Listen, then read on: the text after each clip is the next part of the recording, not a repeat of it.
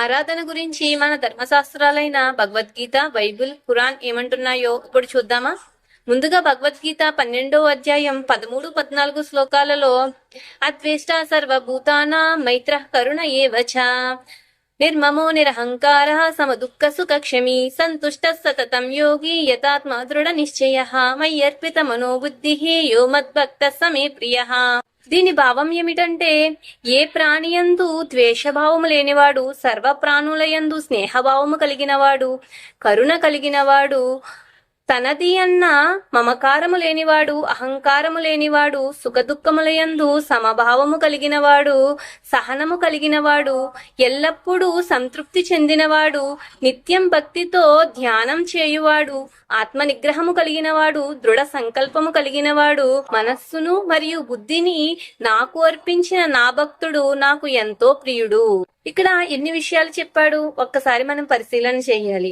First, మన దైనందిన జీవితంలో మన ఆచరణ ఎలా ఉంటే సృష్టికర్తకు నచ్చుతామో చెప్పి, ఎవరైతే ఆయనకు ఒక్కడికి మాత్రమే భక్తుడై ఉంటాడో అలాంటి వాడు మాత్రమే ఆయనకు అత్యంత ఇష్టడు అని చెప్పడం జరిగింది. ఇదే విషయాన్ని బైబిల్ గ్రంథం మత్తాయి సువార్త 5వ అధ్యాయం 23వ వాక్యంలో, కావున నీవు బలిపీఠమునొద్ద అర్పణమును అర్పించుచుండగా నీపైద నీ సహోదరునికి విరోధమేమైనను కలదని నీకు జ్ఞాపకము వచ్చిన ఎడల, అంటే మనకు మన సోదర సోదరిమణులతో ఏదైనా విరోధము ఉంటే ముందు దాన్ని పరిష్కరించుకొని అప్పుడు నాకు బలిని సమర్పించమని సృష్టికర్త తెలియజేస్తున్నాడు. ఇదే విషయాన్ని ఖురాన్ 4వ సూర అన్-నిసా 36, 37 ఆయతులలో, మీరంతా అల్లాహ్కు దాస్యం చేయండి, ఎవరిని ఆయనకు భాగస్వాములుగా చేయవద్దు, తల్లిదండ్రుల పట్ల సద్భావంతో మెలగండి, బంధువులు, అనాథలు, నిరుపేదల పట్ల మంచిగా వ్యవహరించండి, పొరుగును ఉన్న బంధువులు, అపరిచితులైన పొరుగువారు, ప్రక్కనున్న మిత్రులు,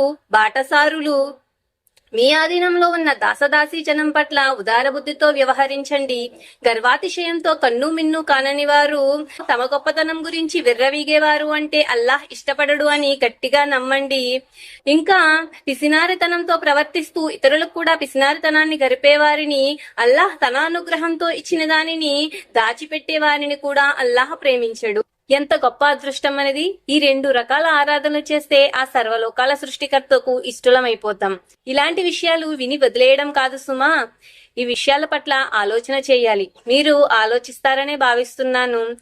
అయితే ఎన్నో విషయాల పట్ల మనం జాగ్రత్త వహించవలసి ఉంది. ఆ విషయాలు ఏమిటో తర్వాత వీడియోలో తెలుసుకుందాం. Thank you. జై హింద్.